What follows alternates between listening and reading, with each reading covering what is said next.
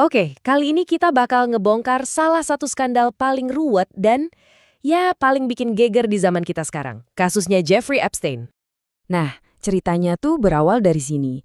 Cuman dari satu laporan polisi. Kelihatannya sih sepele ya, cuma kasus biasa. Tapi ternyata laporan ini justru jadi pemicu investigasi rahasia selama 13 bulan yang ngebuka kotak Pandora, mengungkap sisi gelap yang, wah, gak ada yang nyangka sama sekali. Pertanyaannya kan, gimana ceritanya rahasia satu orang ini bisa ngebongkar jaringan kekuasaan, pelecehan, dan pengaruh sampai ke level paling atas? Biar ngerti semua ini, kita harus kenalan dulu sama orangnya. Oke, kita mulai dari awal perjalanan seorang Jeffrey Epstein. Nah, kita masuk ke bagian pertama. Gimana sih dia bisa jadi orang kaya raya?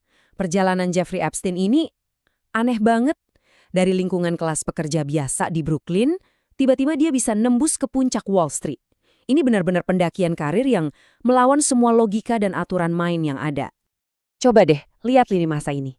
Kenceng banget kan naiknya? Lulus SMA umur 16, drop out dari kuliah, tapi langsung jadi guru di sekolah elit. Terus dipecat, malah direkrut sama bank investasi sekelas Bear Stearns. Dalam 4 tahun udah jadi mitra senior. Gila kan? Padahal dia nggak punya ijazah sarjana loh. Modalnya cuma karisma, sama jagonya dia bikin koneksi. Dia kayak motong kompas semua jalur karir normal. Sebenarnya, red flag-nya tuh udah ada dari dulu, dari pas dia jadi guru.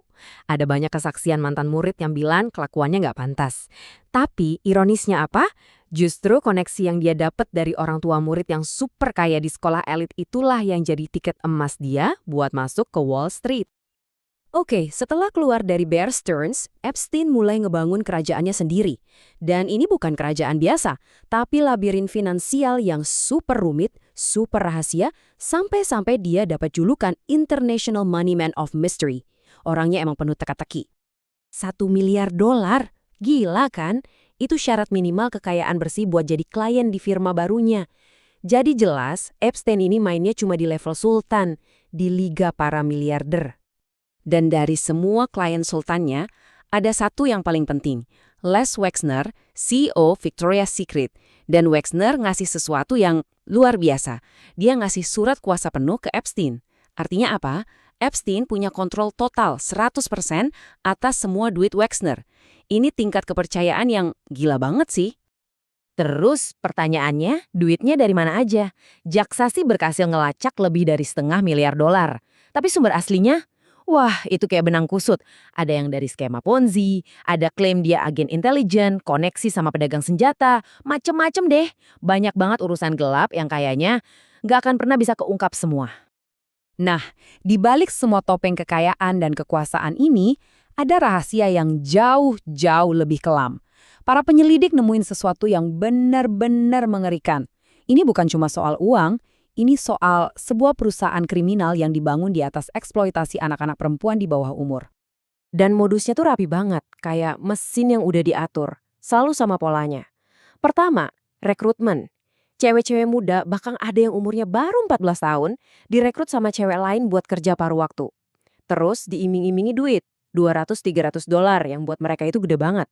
Abis itu dibawa ke rumah mewahnya Epstein, dan di sanalah kejahatan itu terjadi. FBI bilang pola ini dipakai ke puluhan korban. Ini jaringan perdagangan seks yang rapi banget dan udah jalan bertahun-tahun tanpa ada yang tahu. Dan ini bukan cuma soal pelecehan seksual loh.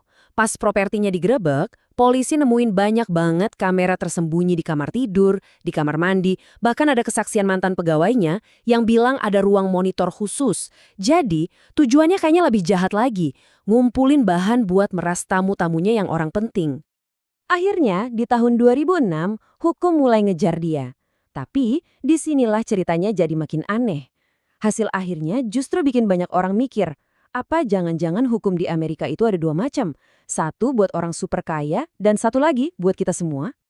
Coba bayangin deh, di satu sisi FBI udah nyusun dakwaan federal setebel 53 halaman. Kasusnya gede banget, namanya Operation Leap Year. Tapi di sisi lain, hasil akhirnya apa? Dia cuma ngaku bersalah buat 2 tuduhan prostitusi level negara bagian yang jauh lebih ringan. Semua tuntutan federal buat dia dan komplotannya hilang gitu aja. Kenapa? Karena di belakang layar ada kesepakatan manis yang super rahasia, yang bahkan para korbannya pun gak dikasih tahu. Dan alasannya? Ini yang bikin makin geger. Jaksa yang setuju sama kesepakatan itu, Alexander Acosta, bilang, saya diberitahu Epstein itu orang intelijen dan saya disuruh jangan ikut campur. Wah, ini kan malah bikin misterinya makin dalam. Justru nambahin bensin ke api kontroversi yang udah nyala. Hukumannya? Hah, ini sih kayak lelucon. Dia dipenjara di saya pribadi, bukan penjara beneran. Terus dia boleh kerja di luar penjara 12 jam sehari, 6 hari seminggu. Ke kantornya naik limusin pribadi. Pintu selnya katanya sering nggak dikunci. Ini penjara atau hotel mewah? Dia cuma ngejalanin 13 bulan dari vonis 18 bulan dalam kondisi kayak gini. Selama lebih dari 10 tahun, kelihatannya Epstein ini lolos dari jerat hukum, udah aman. Tapi, tahun 2019, situasinya berubah total. Dan disinilah babak terakhir yang paling mengejutkan dari cerita ini dimulai. Nah, kali ini beda. Tanggal 6 Juli 2019, dia ditangkap lagi atas tuduhan federal perdagangan seks. Udah era #MeToo, semua mata dunia ngeliatin. Nggak ada lagi deal-deal rahasia. Jaminannya ditolak dan Epstein akhirnya benar-benar dikurung di penjara federal dengan keamanan super ketat. Tapi apa yang terjadi di dalam penjara itu penuh kejanggalan. Coba lihat urutannya. Tanggal 23 Juli, dia ditemuin setengah sadar di selnya. Terus, dia dimasukin ke daftar pengawasan bunuh diri, tapi tanggal 29 Juli malah dikeluarin. Puncaknya tanggal 9 Agustus, teman satu selnya dipindahin, CCTV di luar selnya rusak, dan penjaga nggak ngecek dia selama berjam-jam. Keesokan paginya, 10 Agustus, dia ditemukan tewas. Laporan resmi dari Inspektur Jenderal nyebut ini sebagai pelanggaran serius dan kelalaian tugas.